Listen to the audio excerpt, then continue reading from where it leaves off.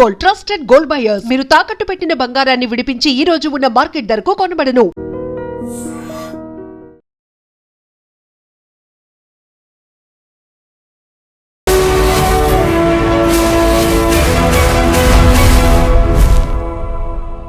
నమస్తే, welcome to I dream social spotlight with కవిత.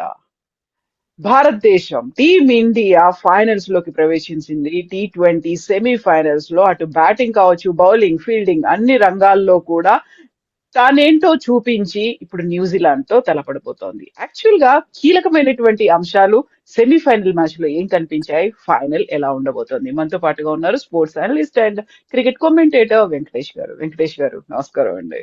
నమస్తే అండి. సో నిన్న మ్యాచ్ చూసారా? మీరు చూస్తే ఏమనిపించింది? ఏది బాగా మోస్ట్ ఇంట్రెస్టింగ్, మోస్ట్ అట్రాక్టివ్ గా అనిపించింది? నన్ను అడిగితే బుమ్రా బౌలింగ్ అండి. బుమ్రా వేసిన third spell over number 16 and 18 అతను బౌలింగ్ చేశాడు. 16 లో 8 runs మాత్రం ఇచ్చాడు అండ్ 18 లో 6 runs మాత్రం ఇచ్చాడు. దానివల్ల ఏంటంటే టార్గెట్ చాలా చాలా హై అయిపోయింది ఇంగ్లాండ్ కి. తర్వాత హార్దిక్ పాండ్యా కూడా దాన్ని మంచి ఫాలో అప్ అందించాడు. అతను వేసిన 19th ఓవర్లో ఫస్ట్ బాల్ కి 6 ఇచ్చిన తర్వాత ఓన్లీ 3 runs మాత్రం ఇచ్చాడు, ఒక వికెట్ తీశాడు. దాంతో లాస్ట్ ఓవర్ లో 30 runs was the required run rate for England. అక్కడ మీకు ఒక పార్ట్ టైమర్ మిగిలాడు మన శివం దుబే బౌలింగ్ వేసినా సరే 30 runs లాస్ట్ ఓవర్ లో అంటే మీకు వరుసగా బౌలింగ్ 6 కొట్టాలి. సో అలా అది ఇంపాసిబుల్ టార్గెట్. సో అది బుమ్రా వేసిన 2 ఓవర్లో అతను టైట్ బౌలింగ్ వల్ల మ్యాచ్ మన వైపు తిరిగిందని చెప్పాలి. అంతవరకు ఏంటంటే మన టార్గెట్ మనం 15th ఓవర్కు మనం చేసిన రన్స్ కానీ వాళ్ళు చేసిన కంపేర్ చేస్తే దేవర్ అహెడ్ ఆఫ్ అస్. మనకంటే ఎక్కువ రన్స్ చేసిన పరిస్థితి మనకు కనిపించింది. బెతల్ మంచి ఫామ్ లో ఉన్న టైంలో ఇంకా మ్యాచ్ మన చేయి దారిపోయింది అనుకున్న టైంలో మనకి ఓన్లీ హోప్ బుమ్రా కనిపించింది. ఆ బుమ్రా దాన్ని ఫుల్ఫిల్ చేశాడు. మన నమ్మకాన్ని అతను వమ్ము చేయలేదు. సో మనం ఎలాగైతే 2 ఏళ్ల క్రితం T20 వరల్డ్ కప్ ఫైనల్లో సౌత్ ఆఫ్రికాకి అగేన్స్ట్ గా ఇదే రకమైన పర్ఫార్మెన్స్ ఇచ్చాడు Bumrah. If I'm not wrong అప్పుడు కూడా 16th and 18th ఓవర్ వేసి అతను మనకి ఒక 30 balls లో 30 runs కావాల్సిన టైంలో he has turn the match in our favour. So ఇక్కడ కూడా బుమ్రా అలాంటి ఒక గేమ్ చేంజింగ్ మూమెంట్ మనకు అందించాడు. సో వాంఖడే స్టేడియం అనేది ఒక చేజింగ్ టీం ఏదైతే ఉందో ఆ ఇన్నింగ్స్ ఆడినప్పుడు గెలుస్తుంది అనుకుంటే ఆ రికార్డ్ ని బ్రేక్ చేసినట్టుంది కదా నిన్న. చూడడానికి ఒక హై స్కోర్, కాకపోతే అక్కడ టఫ్ ఫైట్ లాగా అనిపించింది. గెలిచింది కేవలం 7 runs తో మాత్రమే. అంటే 250+ స్కోర్ ని చేంజ్ చేయడం అష్టమశి విషయం కాదండి. ఎందుకంటే ఇంతవరకు T20 ఇంటర్నేషనల్ చరిత్రలో ఒకే ఒక్కసారి 250+ స్కోర్ ని ఎవరైనా చేంజ్ చేశారు. అది 2023లో సౌత్ ఆఫ్రికా అగైన్స్ వెస్టిండీస్. అందులో ఇలాంటి సెమీఫైనల్లో అది చాలా కష్టం. But we have to give full credit to England. Spirited chase, వాళ్ళు అంత పెద్ద టార్గెట్ ని they believe that they can chase it down. అలాగే వాళ్ళు ముఖ్యంగా బెతల్ ఆడిన ఇన్నింగ్స్ అద్భుతమైన ఇన్నింగ్స్. అతనికి మిగతా వాళ్ళు విల్ జాక్స్ కానీ, శామ్ కరన్, బ్యాంటన్ లాంటి వాళ్ళు ఇచ్చిన సపోర్ట్ కానీ, దాంతో ఏంటంటే they came very very close. Just 7 runs తో ఓడిపోయారు. But it was very very enjoyable match. Crowd పూర్తిగా అందరు కూడా ఫుల్ గా ఎంజాయ్ చేశారు. హై స్కోరింగ్ థ్రిల్లర్ గా సాగింది ఆ మ్యాచ్. మామూలుగా థ్రిల్లర్స్ అన్ని కూడా లో స్కోరింగ్ ఉంటాయి, but it was an high scoring thriller. So Axar Patel పట్టినటువంటి క్యాచ్ల గురించి అయితే ఒక సింగిల్ హ్యాండెడ్ గా పట్టడం అనేది ఎలా అనిపించింది మీకు అసలు? అక్షర్ పటేల్ ని మనం 2 మ్యాచ్లు ఆడించలేదు. నెదర్లాండ్స్ మీద అతను డ్రాప్ చేశారు. సరే, వాషింగ్టన్ సుందర్కి ఏదో కాస్త గేమ్ టైం ఇవ్వాలని చెప్పి. అలాగే సౌత్ ఆఫ్రికా మీద కూడా అతను డ్రాప్ చేశారు. Axar Patel is an important member. అతను ప్రతి మ్యాచ్ లో కూడా తన కాంట్రిబ్యూషన్ ఉంటుంది. బ్యాటింగ్ లోనో, బౌలింగ్ లోనో, ఫీల్డింగ్ లోనో. ఈ మ్యాచ్ లో ఫీల్డింగ్ లో అతను పట్టిన 2 క్యాచ్ల విధంగా చాలా చాలా క్రూషియల్. మనం మళ్ళీ 2024 ఫైనల్కి వెళ్తే అక్కడ మన కరెంట్ కెప్టెన్ సూర్యకుమార్ చివర్లో మిల్లర్ క్యాచ్ పడతాడు బౌండరీ లైన్ మీద.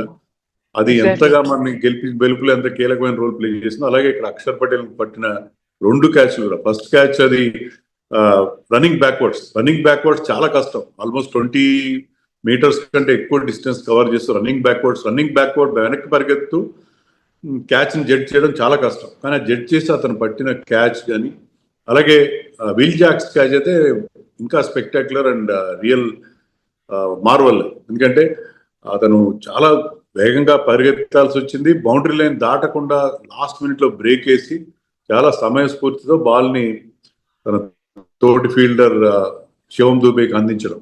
That was an extraordinary effort. తన అక్కడ తన బ్యాలెన్స్ మెయింటైన్ చేయడం, బౌండరీ లైన్ దాటకుండా చూడడం, అదే సమయంలో బాల్ ని సేఫ్ గా తన తోటి ఫీల్డర్ కి అందించడం. సో స్ప్లిట్ సెకండ్ టైంలో he has to take the decision and ఆ ప్రెసిషన్ కూడా ఉండాలి. ఆ ప్రెసిషన్ కూడా పాటించి అది మళ్ళీ ఎన్నిసార్లు చూసినా కూడా that was a wonderful moment of the match. And Will Jacks ఎంత బాగా ఇంగ్లాండ్ పర్ఫార్మ్ చేశాడు త్రూఅవుట్ ది టోర్నమెంట్.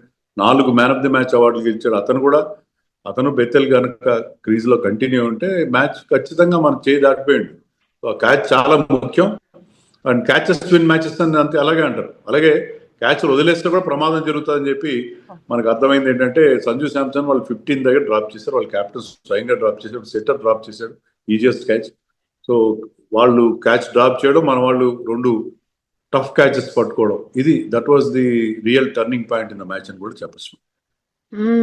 అందులో కూడా కోఆర్డినేషన్ అనేది యాక్చువల్ గా అక్షర్ పటేల్ పట్టుకున్నాడు, అక్కడ బౌండరీ లైన్ దాకా వెళ్తాడు, ఏం జరుగుతోందో అని అనుకునే టైంలోనే కరెక్ట్ గా ఆ టైంకి స్కిడ్ అవుతుందేమో, స్కిప్ అయిపోతాడేమో అన్నట్టుగా శివన్ దుబే కూడా అలర్ట్ గా ఉండడం అనేది, ఆ కోఆర్డినేషన్ కూడా వచ్చింది కదా, ప్రాపర్ గా ఉంది కదా. అదే నా సిచ్యుయేషనల్ అవేర్నెస్ చాలా ఇంపార్టెంట్. అతను కూడా తన ఫీల్డర్ చూస్తున్నాడు, ఏం చేస్తాడు అనేది. సో అతను రెడీగా ఉన్నాడు. అక్షర్ పటేల్ కనుక క్యాచ్ ఇవ్వగలిగితే అతను కూడా సిద్ధంగా ఉన్నాడు, చాలా దగ్గర డిస్టెన్స్ లో ఉన్నాడు. అతను కూడా వదిలేయచ్చు, యాక్చువల్గా సడన్ గా వచ్చిన క్యాచ్ వదిలేచ్చు, కానీ అతను చాలా కూల్ గా క్యాచ్ ని పట్టుకొని మనకు బ్రహ్మాండమైన బ్రేక్ అందించాడు.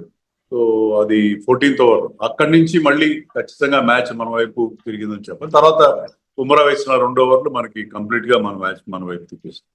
సో ఎప్పుడైతే ఫీల్డింగ్ లో, ఎందుకంటే ఇంతవరకు ఈ వరల్డ్ కప్ లో మనం అందరికంటే ఎక్కువ క్యాచ్ 13 క్యాచ్ డ్రాప్ చేసాం. ఈ అభిషేక్ శర్మ లాస్ట్ మ్యాచ్ లో వెస్టిండీస్ కి అగేన్స్ట్ గా 2 క్యాచ్ డ్రాప్ చేశాడు. అదే కాదు, ఓవరాల్ గా చాలా క్యాచ్ డ్రాప్ చేస్తూ మన ఫీల్డింగ్ చాలా సబ్స్టాండర్డ్ గా కనిపించింది. ఈవెన్ గ్రౌండ్ ఫీల్డింగ్ కూడా అంత ఎఫెక్టివ్ గా అనిపించాలి. కానీ ఈ క్రూషియల్ మ్యాచ్ లో మన ఫీల్డింగ్ చాలా ఇంప్రెసివ్ గా మన వాళ్ళు ఫీల్డింగ్ చేస్తారని చెప్పాలి. రింకు సింగ్ కూడా మెచ్చుకోవాలి. Is not part of the 11, but అతను సబ్స్టిట్యూట్ గా వచ్చి చాలా మంచి ఫీలింగ్ చేయడం మనం చూసాం. ఎగ్జాక్ట్లీ. సో ఇప్పుడు బ్యాటింగ్ కూడా సంజు శాంసన్ మళ్ళీ ఆడడం అనేది ఆల్మోస్ట్ 89 దాకా చేసిన తర్వాత అక్కడ అవుట్ అయిపోవడం, మళ్ళీ అది ఒక మ్యాచ్ కే పరిమితం అవుతుందేమో అనుకుంటే లేదు, హీఈస్ కంటిన్యూయింగ్ దట్ ఫార్మ్ అనేది కనిపించింది. సంజు శాంసన్ విమర్శకులు ఏమంటారంటే అతను ఒక టోర్నమెంట్ లో కానీ ఒక సిరీస్ లో కానీ ఒక మ్యాచ్ ఆడతాడని చెప్పి అంటారు. కానీ అలా కాదు. లాస్ట్ మ్యాచ్ లో వెస్టిండీస్ మీద ఒక డిఫైనింగ్ నాక్ ఆడాడు, 97 నాట్అవుట్. అదే ఇక్కడ కంటిన్యూ చేశాడు. సో ఆ క్యాచ్ డ్రాప్ మినహా ఈ did not put a single foot wrong. అతను చాలా కంట్రోల్డ్ అగ్రెషన్, ఎలాంటి రిస్క్ తీసుకోలేదు. మామూలుగా ఏంటంటే సంజు శాంసన్ బాగా స్టార్ట్ చేస్తాడు, తర్వాత ఒక ర్యాష్ షాట్ కొట్టి గాల్లోకి బాల్ ఆడి అవుట్ అయిపోతారు. కానీ ఈసారి అలా కాదు, చాలా రెస్పాన్సిబుల్ గా ఆడాడు. సో అరౌండ్ హిమ్ మన స్కోర్ అట్లా అంత పెద్ద స్కోర్ చేసామంటే సంజు చలవే అని చెప్పాలి. మిగతా వాళ్ళు కూడా స్మాల్ కాంట్రిబ్యూషన్స్ అందించారు. పీపుల్ లైక్ శివం దుబే కానీ, తర్వాత ఇషాన్ కిషన్, హార్దిక్ పాండ్యా, చివర్లో తిలక్ వర్మ, వీళ్ళందరూ కలిసి ఒక బ్రహ్మాండమైన స్కోర్ 253 బోర్డు మీద పెట్టగలిగారు. అలా కాకుండా మనం 230 220 చేసుకుంటే మ్యాచ్ ఖచ్చితంగా ఓడిపోయాడు. ఎందుకంటే అలాంటి పిచ్చర్. దాని మీద సంజు ఆడిన ఇన్నింగ్స్ వరుసగా 2 మ్యాచ్ల్లో అతను 2 కూడా నాకౌట్ మ్యాచ్ లాంటివే, రెండిట్లో అతను గెలిపించడం ఏంటంటే సంజు శాంసన్ రియల్ టాలెంట్ ఏంటి అనేది బయటపడింది. దానికి మనం మన కోచ్ ని కూడా మెచ్చుకోవాలి. ఎందుకంటే గౌతమ్ గంభీర్ అతను బ్యాక్ చేశాడు. అతనికి గౌతమ్ గంభీర్ ఇచ్చిన సపోర్ట్ ఎవరు ఇవ్వలేదు గతంలో. సో ఆ సపోర్ట్ ఇచ్చి అతని ఎబిలిటీని నమ్మి అతని క్రూషియల్ మ్యాచెస్ లో క్రూషియల్ రోడ్ ఇవ్వడం, దాంతో ఏంటంటే అతను ఆ నమ్మకాన్ని వమ్ము చేయకుండా 2 ఎక్స్ట్రాడినరీ ఇన్నింగ్స్ ఆడడం అనేది that was the real benefit that we got. So Gautam Gambhir నిర్ణయాలను మనం చాలాసార్లు విమర్శిస్తుంటాం, కానీ సంజు శాంసన్ కి అతను ఇచ్చిన బ్యాకింగ్, అంటే గౌతమ్ గంభీర్ వచ్చిన తర్వాత మళ్ళీ అతను స్క్రీన్లోకి రావడం, ఓపెనర్ గా అతను దించడం, మధ్యలో కొన్ని రోజులు గిల్ని తీసుకొచ్చి అతను కాస్త వెనక్కి నెట్టినా సరే మళ్ళీ లాస్ట్ మినిట్ లో డెసిషన్ మార్చుకుని అతన్ని టీంలోకి దించడం.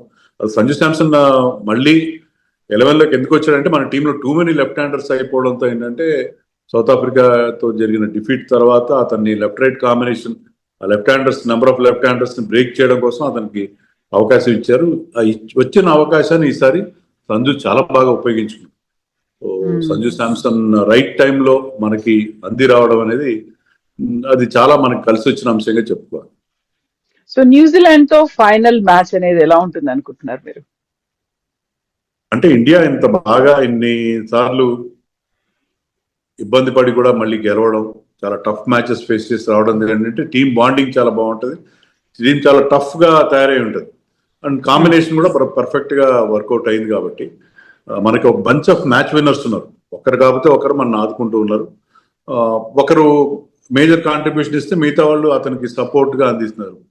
సో అలా మనం చాలా మంది హీరోస్ చూసాం, ఇషాన్ కిషన్ ఒకసారి, సూర్య ఒకసారి, శివం దుబే ఒకసారి, సంజు శాంసన్, ఇలా డిఫరెంట్ మ్యాచెస్ లో డిఫరెంట్ మ్యాచ్ విన్నర్స్ మనకి ఉన్నారు. కాబట్టి ఒక్కరి మీద మనం డిపెండ్ అవ్వట్లేదు. So India will definitely start as favourites. New Zealand on the other hand వాళ్ళకి ఏంటంటే వాళ్ళ ఇద్దరు ఓపెనర్స్ మీద ఎక్కువ డిపెండ్ అవుతుంది. ఇద్దరు ఓపెనర్స్ చాలా బాగా ఆడుతున్నారు, ఫినాలెన్ కానీ టిమ్ సైఫర్ట్ కానీ, ఇద్దరు కూడా చాలా డేంజరస్ ప్లేయర్స్ వాళ్ళు, match winning kind of players వాళ్ళు. ఇంకా వాళ్ళు డౌన్ ద లైన్ చూస్తే ఏంటంటే మిడిల్ ఆర్డర్ లో అంత మనకి రవీంద్ర కానీ, మిచెల్ కానీ, చాప్మెన్ కానీ బాగట్లేదు. ఓన్లీ గ్లెన్ ఫిలిప్స్ ఒక్కడే కాస్త మంచి కాంట్రిబ్యూషన్స్ అందిస్తున్నారు.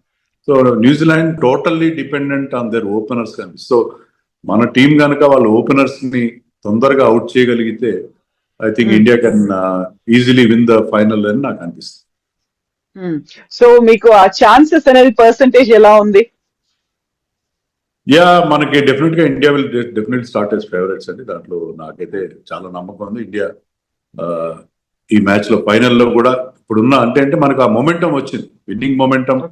ముఖ్యంగా వెస్టిండీస్ మీద మనం గెలిచినప్పుడు, జింబాబ్వే మీద గెలిచినప్పుడు, జింబాబ్వే మీద కూడా మనం 250+ అంటే లాస్ట్ 3 మ్యాచెస్ లో 2 మ్యాచ్ లో మనం ఫస్ట్ బ్యాటింగ్ చేసి 250+ చేసాం. సో అందుకని ఐ థింక్ ఇండియా 70-30గా నేను చెప్తాను, చాలా హైగా నేను చెప్తాను. ఎందుకంటే ఇప్పుడు ఇండియా ఉన్న పొజిషన్లో న్యూజిలాండ్ నో డౌట్ వాళ్ళు సౌత్ ఆఫ్రికాని చాలా చిత్తుగా ఓడించారు, కానీ ఇండియాకి అగేన్స్ట్ గా వాళ్ళు ఆ రకమైన పర్ఫార్మెన్స్ ఇవ్వగలరని నమ్మకం అయితే నాకు కలిగింది. సో మన దాంట్లో హై ప్రయారిటీ పెట్టుకున్నాం, హై హోప్స్ పెట్టుకున్నది అభిషేక్ శర్మ అండ్ వరుణ్ చక్రవర్తి. ఆ ఇద్దరి ఆట తీరు నిన్న కూడా ఎలా అనిపించింది మీకు? వెరీ వెరీ డిసప్పాయింటింగ్ అండి. ముఖ్యంగా అభిషేక్ శర్మ ఆడిన షాట్ కూడా, ఎందుకంటే అతను ఆ ఓవర్లో 2 4లు కొట్టాడు.